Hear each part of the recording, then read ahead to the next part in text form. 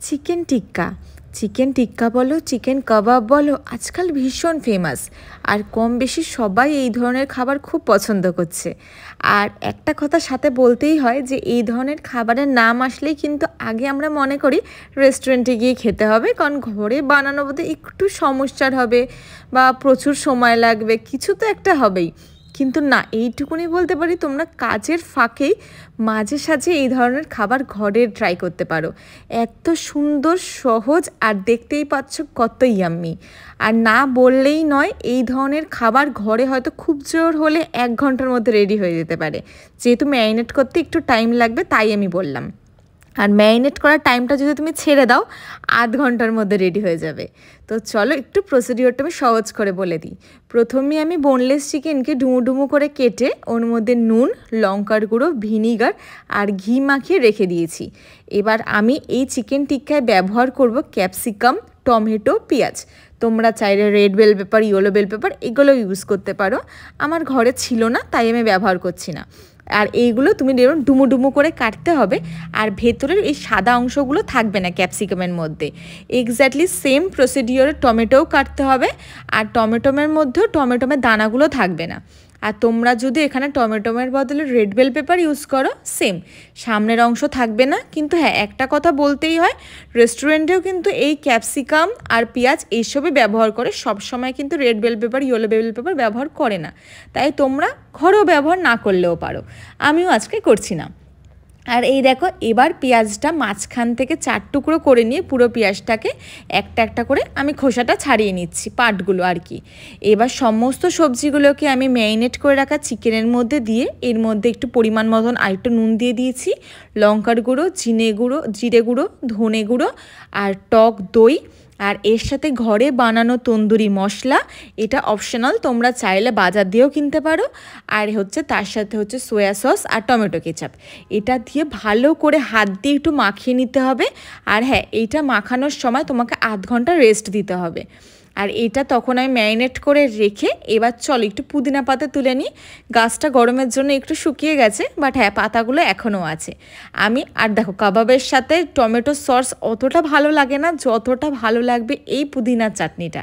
আর এটাও খুব easy. Tomato না, ধনে পাতা, পুদিনা পাতা, টক দই, নুন, তার সাথে একটু চাট মশলা। আমার কাছে চাট মশলা ছিল না বলে আমি জলজিরা দিয়েছি, নুন, 1 কোয়া রসুন আর 1 কোয়া আদা দিয়ে ব্লেন্ড করে নিলেই তৈরি হয়ে যাবে আমাদের পুদিনার চাটনি। এবার এইটা সাইডে থাকলো। ততক্ষণ আমি ম্যারিনেট করা চিকেনগুলোকে 1/2 ঘন্টার মধ্যে এরকম শিকে গেঁথে নেব। তোমাদের কাছে যদি এরকম তন্দুরি শিক না থাকে, যে কোনো কাঠিতে নিতে পারো। আর কিভাবে করছি, প্রথমে একটা চিকেন ঢোকালাম, তারপরে একটা পিস ক্যাপসিকাম, টমেটো, পেঁয়াজ, আবার 1 পিস চিকেন। আর এই প্রসেসটাকে আমি রোটেট করে করে পুরো স্টিকটা রেডি করেছি। মানে 1 টুকরো চিকেন, ক্যাপসিকাম, টমেটো, পেঁয়াজ, আবার চিকেন, ক্যাপসিকাম, টমেটো, পেঁয়াজ, আবার চিকেন। এইভাবে পুরো জিনিসটা যখন তৈরি হয়ে যাবে, আর এইখানে আমার 3টে শিক রেডি হয়ে গেছে। তোমরা চাইলে বললাম তো যে কোনো কাঠিতে গুঁজেও করতে পারো, কাঠের মুখটা একটু শুধু সুচালো হতে হবে। আর ব্যাস, এইটা আমি এবার তাওয়াতে দিয়ে দিয়েছি। তোমাদের যদি শিকগুলো ছোট হয়, তোমরা ফ্রাইং প্যান বা ছোট্ট ছোট্ট কড়াইগুলো হয় না, ওতেও দিতে পারো। আর দেওয়ার আগে কড়াইতে বাটার, অয়েল বা ঘি কিছু একটা ভালো করে ব্রাশ করে নেবে। এবার এই শিকগুলোকে দিয়ে আমি একটু চাপা দিয়ে দিয়েছিলাম যাতে একটু চিকেনটা একটু সফট হতে থাকে। এরকম 2বার আমি উল্টে পাল্টে করেছি। এবার যখন ভালো করে সেঁকা হয়ে যাবে, একটা পোড়া পোড়া মতন দাগ চলে আসতে থাকবে, তোমাকে কন্টিনিউয়াসলি চিকেনগুলোর গায়ে একটু অয়েল ব্রাশ করতে হবে বা বাটার, ঘি যেটা হোক ব্রাশ করতে হবে। তাতে এটার মধ্যে সম্পূর্ণ ময়েশ্চারটা থাকবে, এটা শুকনো শুকনো হয়ে যাবে না, বেশ জুসি হবে। আর এটা যখন একটুখানি ভালো করে তাওয়াতেই কুক হয়ে গেছে, এবার একটা তন্দুরের যে ফ্লেভারটা আসে, একটা হালকা যে পোড়া ফ্লেভার, ওই ফ্লেভারটাকে আমি আনানোর জন্য ডাইরেক্ট আগুনে সেঁকবো। তোমরা যদি এইভাবে আগুনে সেঁকতে ভয় পাও বা কাঠিতে করো, তাহলে একটু আগুনে সেঁকাটা তো রিস্কি হয়ে যাবে। তোমরা চাই রুটি ছাঁকা ছাঁকুনি যেটা থাকে, যেটা রুটি সেঁকে, ওটার মধ্যে কাবাবগুলোকে শুয়ে ডাইরেক্ট আগুনে সেঁকে নেবে। আর একটা স্মোকি ফ্লেভারের জন্য আমি দিয়েছি এখানে কয়লার মধ্যে একটু ঘি দিয়ে ওর যে ধোঁয়াটা উঠছে ওইটা চাপা দিয়ে দিয়েছি। তাতে একদম অ্যাকুরেট রেস্টুরেন্টের মতন ভাইব আসবে, টেস্ট আসবে, ইভেন স্মেলও আসবে। আর যদি তোমাদের কাছে কারোর কয়লা না থেকে থাকে তাহলে হ্যাঁ, যেরকম আগুনে বললাম ডাইরেক্ট সেঁকতে, ওরকম একটু বেশি করে সেঁকবে, তার তো একটা স্মোকি ফ্লেভার চলে আসবে। আর সেরকমই হবে যেটা কয়লার গন্ধতেই হয়, যেহেতু কয়লাটা দিলে একটু তাড়াতাড়ি হয় তার জন্য। আর এবার তোমরা দেখো, মাত্র মানে ম্যারিনেট করতে রাখতেই যেইটুকুনি সময় লেগেছে আধ ঘন্টা মতন, বাকি দেখো এই প্রসিডিওরটা কত ইজি আর কত তাড়াতাড়ি এখানে আমার শিকগুলো রেডি হয়ে গেছে। আর এদিকে আমার পুদিনা চাটনিটাও রেডি হয়ে গেছে, যেটা প্রসিডিওরটা বলেছিলাম। তোমরা চাইলে আর একটা ভিডিওতে আমি পুদিনা চাটনিটা নয় তোমাদের ডিটেলসে দেখিয়ে দেবো।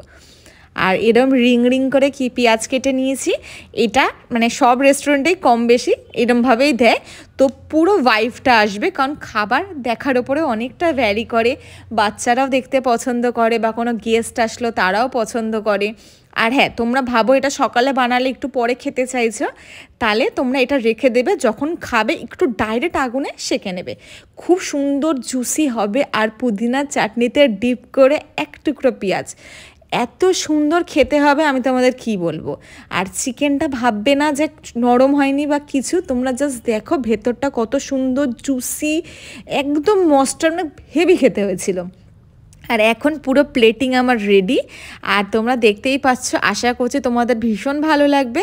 এবার আমি টেস্ট করে বলতে পারি এটা ভীষণ সুন্দর হয়েছে।